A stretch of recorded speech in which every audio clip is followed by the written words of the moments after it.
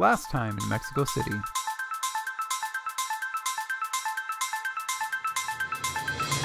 And now for part 3.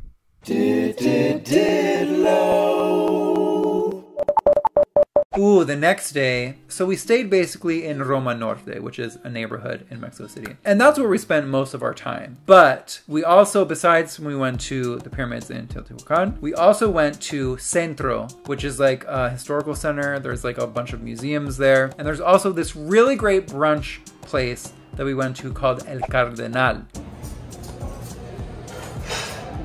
It was so good. As soon as we sat down, they brought like a plate of pastries and biscuits. Even the coffee was so good. I got squash flour things multiple times on this trip, but I got a squash flour omelet here. It's 12, so make it 4.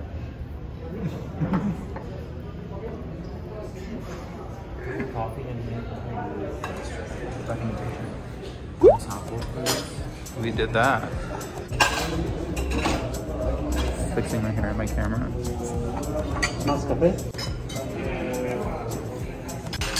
They had a cute little elevator to go, you know, between floors. Hey, it got warm all of a sudden. That'd be carry out. We can take out. You want Pizza Hut? You're hungry? Yeah. We just ate, but you want to eat something else? Yeah. We literally already have reservations for 2 hours from now. But and we just ate. Cardenal? Yeah. Yes. Yeah, it was so good. Oh, Maluma. Wow. My husband. And then after brunch, we walked around Centro. We saw a bunch of, like, there's so many beautiful buildings, like museums and cathedrals, and just, it looks like history, you know, like same thing as Teotihuacan. Like you're walking the same steps as millions of people over hundreds of years. And like everywhere you look was a picture. I took so many pictures that I really need to go through and post on Instagram, but I have not done that yet. We're just kind of exploring today. We don't really know where we're going, but we're in Zocalo, which is like the sinking city.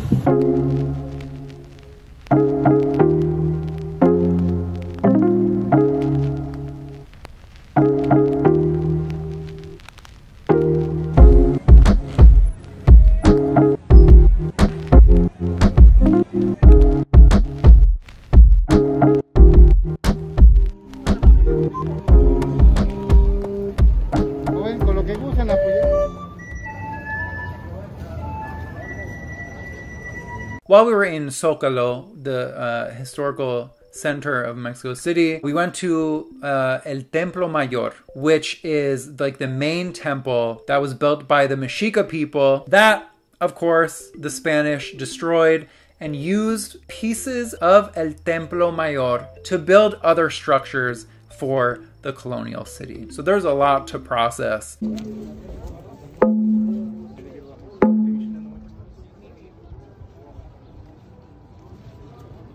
They had like a little, what's it called? Like a little model. That's the word. They had a model of what the temple looked like when Mexico City was Tenochtitlan, which was the Mexica's capital city. And again, just being there, like seeing literally layers of history immediately makes me want to know everything about it. I don't know what books, what documentaries I need to find, but I need them. Oh, we did go to McDonald's. We didn't end up ordering anything. But the plan was we were actually going to order stuff from McDonald's to see if we could find something that was different in Mexican McDonald's than in the US McDonald's. But we really didn't see anything that was super different, except... Okay, listen, we're not hungry at all. We just ate an hour ago. But look, I love going to McDonald's in other countries. We trying to figure out what's different, but what I really love is the Happy Meal is called a Cajita Feliz. But we walked around Centro for a while. Like, we just kept walking. You know, we got our steps in that day. Actually, every single day that we were in Mexico City, we exceeded 10,000 steps, which, I mean, I guess is to be expected. But like seeing that in my little health app, I was like, wow. Cardiovascular health on point. Just fixing my hair in the camera again. Oh, I'm so shiny.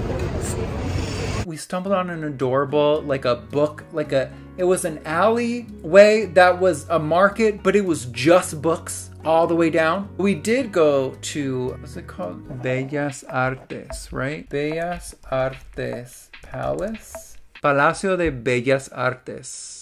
See, the Palace of Fine Arts. It really was a palace. Like, it's so beautiful. We didn't go inside, but we did admire it from afar. Also, while we were in Centro, we went to a restaurant called Limosneros, which is a super famous restaurant. It was so pretty inside. Even the bathroom was beautiful. Okay, on the list of coolest bathrooms ever. Hello. Hello? You know when you go into a fancy place and you're like, I gotta see the bathroom, and you go to the bathroom and you're like, does not disappoint. The food also did not disappoint. Para que inicie, una pescadita con ceviche de pulpo a la crema. Gracias.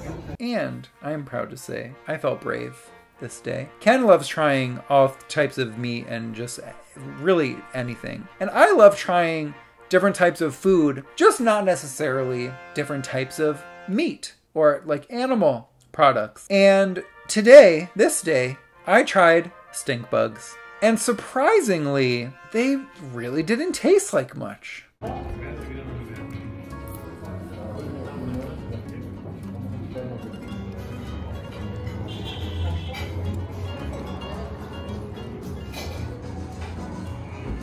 Good.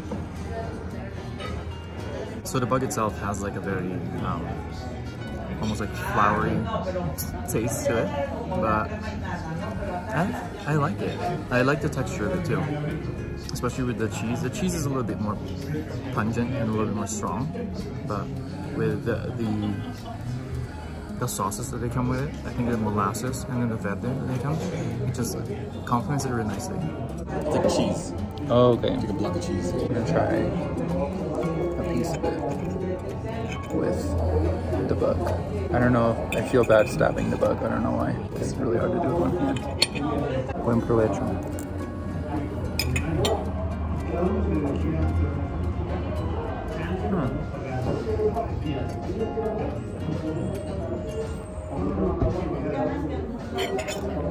I don't know what this tastes like. It kind of just tasted like a pumpkin seed. And so my conclusion is that I'd rather just eat pumpkin seeds. But I do understand eating bugs is sustainable, and maybe there's different nutrients in a stink bug than there is in a pumpkin seed. I'm not going to yuck someone else's yum. I'm just saying. I'm probably not going to try it again. Ooh, the squash flour hitting again. I got squash flour tacos here, and they were also really good. Oh my gosh, even the sound of the tortilla sounds amazing.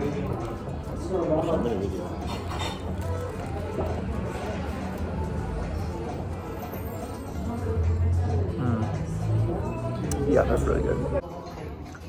Y estos tacos con chapulines. Lechón. ¿Está bien? Sí. Muy bien. But I was so full, which interestingly enough is another like symptom of altitude sickness, I guess, or like a common effect that comes with being at higher altitudes, is that you lose some of your appetite. And I definitely felt that, which sucked because that taco was so good and I had two of them and I could only eat one of them because I had to save room for this dessert taco. You understand. Did I have to get a dessert taco? Sure did. It was so good. Also, I got some pretty cute shots outside of some Ubers. Some guy was blowing bubbles down the street. Got this shot. Look at this. Hello? Also, the taxis are cute because they have pink tops and white bottoms. Oh, and when it comes to Ubers, the average price, I want to say, for like a 10-15 minute drive to another point in the city was probably somewhere around 100 pesos. So like $5. And then, well, plus 20 pesos tip is like $6. Yeah, $6. And we Ubered everywhere. So just in case you were wondering how we got around. Oh, and my phone worked like normal. I didn't have to worry about roaming. All of North America, US, Canada, Mexico, just using my phone. You know what I mean? Iconic. Especially when I think about how hard it was in Europe to find places with Wi-Fi so we could use our phones. It was marvelous. But yeah, after Zócalo and Centro, we went to Polanco, which is like the bougie neighborhood of Mexico City. And we immediately went to Zara because for a couple reasons. One, because I felt like I was wearing the same clothes over and over again because I packed very light so we wouldn't have to check it back. And two, I just was curious what the prices were like if they were different at all in Mexico. And not really. Like, if you did the math, it really comes out to the same kind of thing. A very rectangular bag. I like this. Also, I really like this whole outfit. It's not that different to what I'm wearing. Okay, I kind of like this. I can't decide though. I don't know. So yeah, we walked around Polanco. It was really beautiful. I mean, lots of shops and restaurants. Parks. Unexpected. There was a statue of Abraham Lincoln, and then across the way from Abraham Lincoln there was a statue of Martin Luther King Jr. I just wasn't expecting to see American heroes in a Mexican park. Oh, and the coffee we got here was very necessary. Although, expectedly, it was the most expensive coffee that we got in the entirety of Mexico City. It's very sweet. It's very sweet. You want me to pour some of my coffee in your thing? So we kind of just walked around Polanco until the sunset, just kind of walking around in different stores, checking out the sights, you know, taking them in. Also, there were so many dogs in Mexico City. And not only just regular dogs, super dogs. They were trained so well. I'm not even lying when I tell you we saw multiple dogs walking themselves. Leash in the mouth. Okay, their own leash in the mouth, just walking right next to their owners. Some dogs had their toy in their mouth walking down the park. The one thing I really love about the city, it's so super dog friendly. Yeah, so many dogs. So many dogs. They're just off leash, trained, and well behaved. Literally, they're all following their owners. Yeah, they're those big hunks over there. Yeah, those big legs. The dogs in Mexico City, I love them. Oh, what? I love you too. I'm sorry, bud. I'm in trouble. Okay, sorry. Warden's getting mad. I gotta change the subject. Okay, so now, this was the night. Oh no. So I got so drunk this night because I wasn't I even said, I was like, okay, I limit myself because I'm a lightweight. And so usually if I'm drinking, I'm like, okay, if I feel this level of tipsy, I'm not going to drink anymore. But this night I was like, I'm going to take my limiter off. And now I know why I have a limiter. But anyway, we started at this place called Terminal Juarez, which was it was an alleyway that became a mall of food shops and ended with a really cute bar. So we went to the bar at the end. We ordered some samosas from one of the food places and then had a cocktail there before our reservation at Hanky Panky. It's time for Hanky Panky. And so we left that place, went to Hanky Panky, and we waited there for 40 minutes before they let us in. So I was standing right here, right? And a dog walked past and I was like, oh, hola perrito. And can you just show me what the dog did?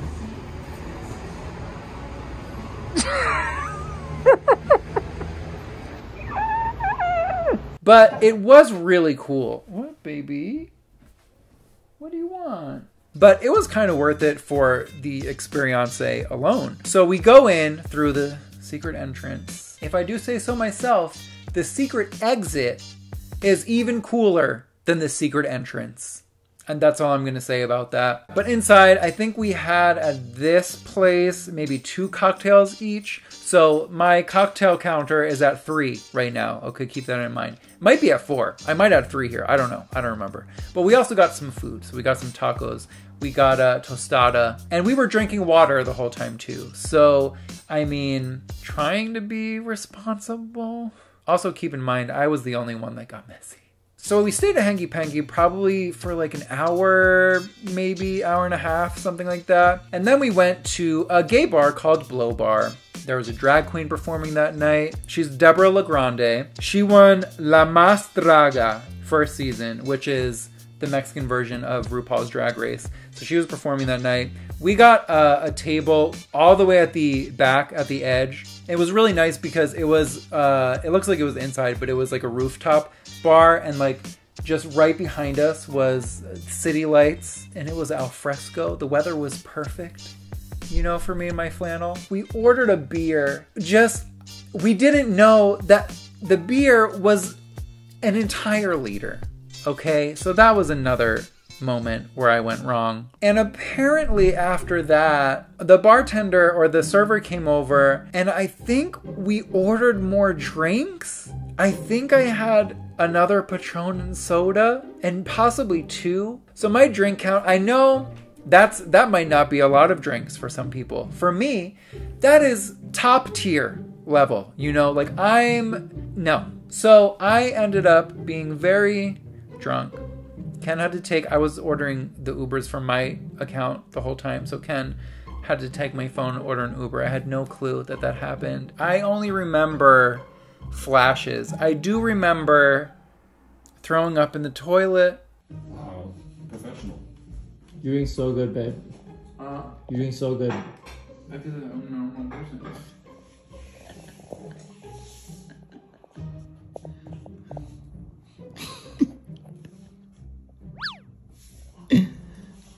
Langga. What? Where's your toothbrush?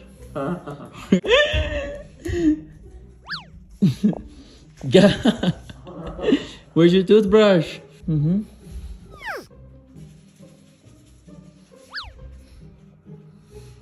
Hygiene first, yes. Mm-hmm, you're doing great. Not my best moment, you know. It was a really fun night though. But the next day, also, we had a very important place to be the next morning. Well, our appointment was for 12:45. Okay, so this is we're in afternoon territory, right? We were 15 minutes late to that. I mean, luckily they let us enter with the 1 o'clock people. So from what they told me, I wouldn't go to sleep. And I do remember, like, I didn't want to close my eyes or lay down because the room and everything was spinning, and I felt terrible when I did that. So they were like telling me that I had to go to sleep, and I was like, no, basically. Eventually, I guess I did go to sleep. And that's it for this vlog. Join us next time for another one. Thank you to everyone on Patreon for supporting videos like this one, and if you'd like to help support the channel as well, visit patreon.com/soundlyawake.